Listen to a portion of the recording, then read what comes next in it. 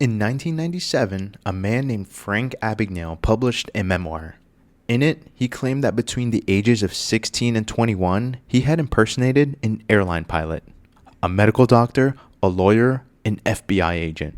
He claimed he had cashed over $2.5 million in fraudulent checks across 26 countries. He claimed the FBI had chased him across 3 continents and that he had escaped from 2 prisons, once by convincing guards he was an undercover federal inspector. The book became a bestseller. Steven Spielberg turned it into a major film. Leonardo DiCaprio, well, he played Abagnale, and Tom Hanks played the FBI agent that chased him. Abagnale became one of the most famous con men in history. He then spent the next 25 years lecturing corporations and government agencies at fees reportedly up to at least $40,000 per appearance on how to actually detect fraud. Because who better to teach you how to spot a con than the world's greatest con man? Here's the problem though. Investigators looked into it. Almost none of it was true. Guys, thank you so much for checking in the channel. I'm Johnny Diggs. Let's dig into this. So before I get into what the record actually shows, I want to be fair about one thing. Frank Abagnale is not a boring person. He did commit crimes. He did pass bad checks, and he did spend time in prison. The question isn't whether he was a criminal. The question is whether he was the specific, spectacular criminal he spent decades claiming to be. And the answer to that question matters, because it determines whether you're looking at one of history's greatest con artists or something much more interesting. The autobiography, co-written with journalist Stan Redding in 1980 and republished in 1997, reads like a caper novel. Young Frank walks into a Pan Am office, talks his way into a pilot's uniform, and spends the next 2 years flying free on deadhead passes across the country and around the world. He claims he then moved to Georgia and practiced medicine for nearly a year as a pediatric resident, supervising real medical staff with 0 medical training.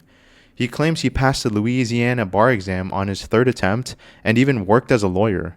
He also claims he was captured in France, extradited, imprisoned in Sweden and France before finally being brought to the US, where he escaped from a federal prison by talking his way past a guard.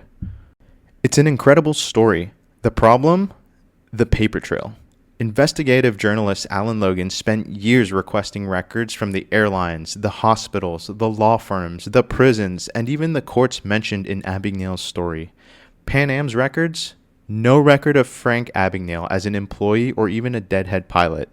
The hospital where he claims to have practiced medicine? No record. The law firm in Louisiana? Also no record. The French and Swedish prisons? You guessed it, no record. The FBI agent who Abagnale claims chased him for years, the inspiration for Tom Hanks' character at least, retired from the FBI, having no memory of Frank Abagnale whatsoever. For most of the periods when Abagnale claims he was flying jets and practicing medicine across 3 continents, public records suggest he was either in New York, in jail, or at his mother's house. He was mostly a small-time check forger from New York. So here's where this file gets genuinely fascinating, because once you accept that the autobiography is largely fabricated, a much more interesting question opens up. How did he get away with it for so long? Not the check fraud, the story, the book, the movie, the speaking career. That's the con I want to actually walk through because it's a masterclass. The original book came out in 1980 and did okay. It was a good yarn, but Abagnale, he was an unknown. It drifted out of the print. Then in the mid-1980s, Abagnale reinvented himself as a fraud consultant. He began approaching banks and government agencies, presenting himself as a reformed con man with unique insight into how check fraud actually worked. This is a genius move. Just think about what it did. He positioned himself as the only person who could teach you something you desperately needed to know. The expertise was unfalsifiable, because who's going to argue with the guy who claims to have fooled everyone? The more famous his story became, the more valuable the expertise. The more valuable the expertise, the more institutions actually paid for it. The more institutions paid for it, the more famous his story became. By the time Spielberg came calling in the early 2000s, Abagnale had been embedded in the corporate speaking circuit for nearly 2 decades. He had testified before Congress. He had trained FBI agents. He was, to all appearance, exactly who he said he was. And then DiCaprio played him on screen for 2 whole hours. The film did something the book alone could never have done. It made the story feel real in such a way that no document ever could. Because we've all sat in a dark theater and watched something true unfold. Our brains, well, they don't always distinguish between the feeling of watching a documentary and watching a dramatization. The movie wasn't marketed as fiction. It was marketed as the actual true story. After 2002, the story wasn't something Abagnale claimed. It was something everyone just knew. And there is almost no amount of investigative journalism that can undo something everyone knows. Investigative journalist Alan Logan started pulling on this thread seriously around 2015. I want to tell you about what he found, because it's not just the story had holes, it's how specifically and predictably Abagnale's story shifted every time a specific claim was challenged. That pattern is the thing worth understanding. Before I get into that, guys, if this is your first time on this channel, I appreciate you for clicking this video. It would mean everything if you could like the video and hit subscribe to our channel. It would mean a whole lot for the growth of the channel. Every episode, I dig up a new file and take it apart until you understand exactly what made it tick. We don't skip the mechanism. We don't skip the good stuff. That's the whole point. So, Logan filed records request. He contacted Pan Am Archives. He located former employees of the hospital where Abagnale claimed to have worked. He found the Louisiana State Bar records. None of it matched. When confronted with specific discrepancies, Abagnale did something very consistent. He changed the details. The years changed. The locations changed. The hospitals changed. When told that the specific Pan Am office he described didn't work the way he described, the office changed. One investigator noted that Abagnale's story seemed to contain a specific elasticity. It could absorb almost any contradiction by simply adjusting the surrounding details, while the headline, "I was the world's greatest con man," stayed constant. In a 2020 podcast, Abagnale was confronted directly with many of these discrepancies by an interviewer who had done the document research. His responses were a fascinating study. He said records were lost. He said institutions had covered things up to avoid embarrassment. He said Logan had an agenda. He said he had been advised by the FBI not to confirm certain details.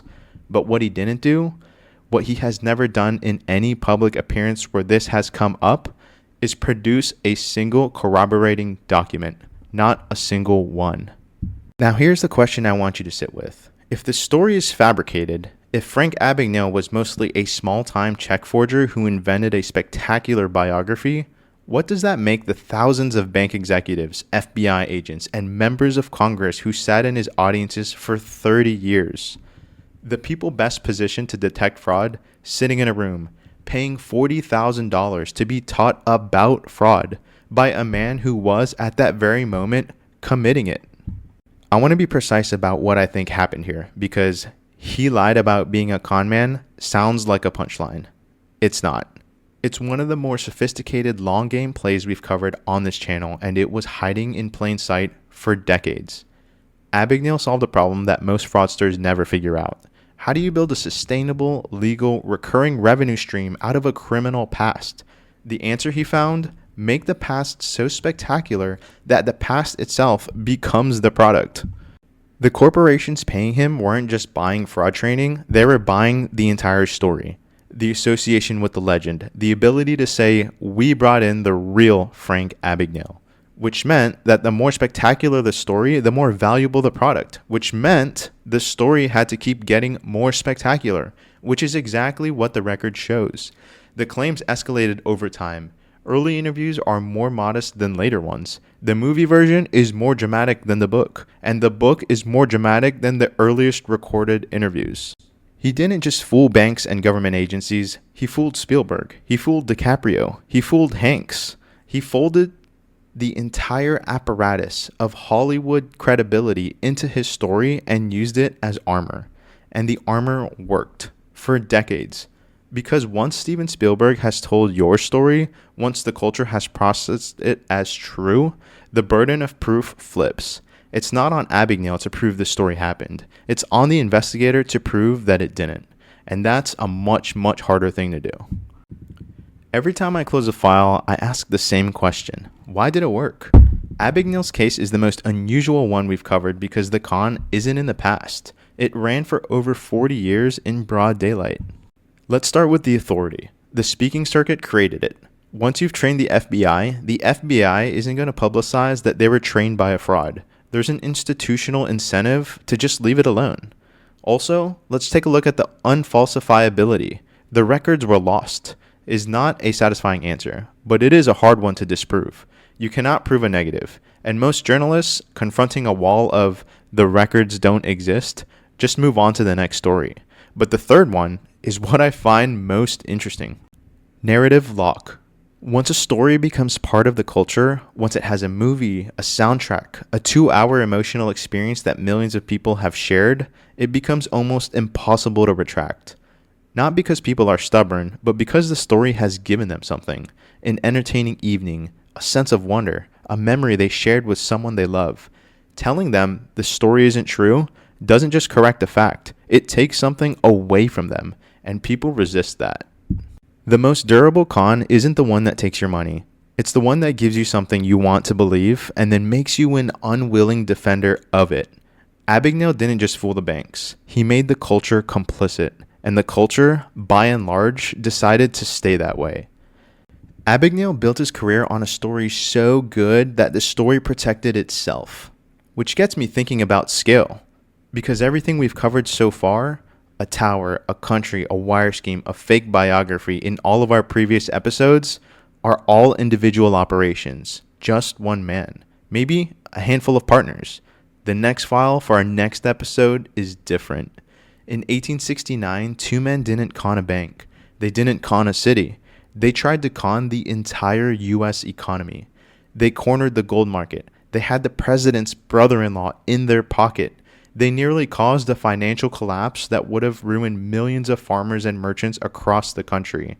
And on the day it all fell apart, Black Friday, September 24th, 1869, one of them had already secretly sold everything. He knew it was coming. He just didn't tell his partner. Guys, thank you so much for watching and tuning into the channel.